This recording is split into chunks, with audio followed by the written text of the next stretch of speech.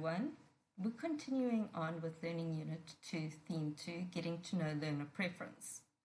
So what we've already covered is that different learners have different preferences in their styles of learning. Now, this all clearly fits back into multimodality, because how do we accommodate these different styles? By using different modes. So having a video will appeal to your visual and your auditory learners. Having an image or using a slideshow presentation will appeal to the visual, and if you've got words on it, it will appeal to the writing lot. Hands-on activities where you get your learners to actually create a poster or create a newspaper article, that will appeal to your kinesthetic learners. So we've already gone through that. What I want to point out now is that there is a difference between learning preferences and learning styles. Now, a learning preference is the way they prefer to have the information given to them, whereas their learning style is the way that they like to process the information themselves.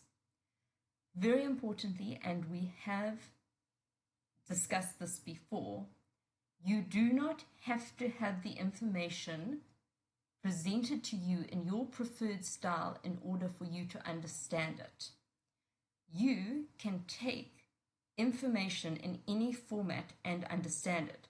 Kinesthetic learners are perfectly capable of learning through reading.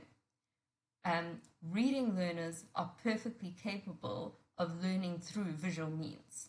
So you don't have to accommodate every single learning style in every single lesson. It's just the more ways the learners are presented with the information, the more likely they are to understand it. Here are the factors that are going to affect what type of style you choose. First and foremost, what is my content? So what are you actually teaching? If you are teaching reading skills, then there has to be reading involved. There is no way around that, and there's nothing wrong with that. All the learners need to read.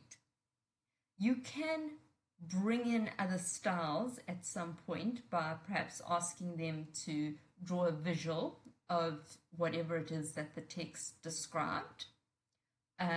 You can get them to have a discussion afterwards on what they thought of the text, but the main crux of the lesson is getting them to learn how to read that text. So never sacrifice your content or the learning skills that you are trying to teach just for the sake of adding different modalities.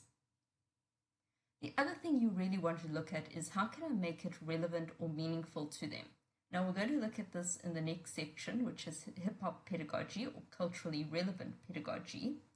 And that is trying to approach teaching these skills in slightly different ways, in ways that are relevant to them.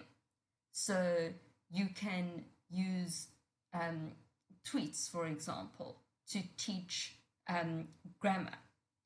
You can use songs to teach poetry. That's a very common one, very easy one. And then what you want to do is you want to try and connect it to real life. So what you're doing here is you are letting them know what it is that they're actually learning. They're not learning how to read Shakespeare. What they're learning to do is how to interpret a text. So one day when they get a difficult report on their desk, or when they're trying to decipher an email that their boss has sent them, that is what they are learning when they learn Shakespeare. Now, I'm going to be honest with you. Kids in school are not really that concerned about what's going to happen when they leave school. Matrics are, but the rest are not. So you might want to make it a little bit more immediate and explain to them the skills that are going to be tested in the next assessment. But you always want to explain to them what the skill is that they're learning.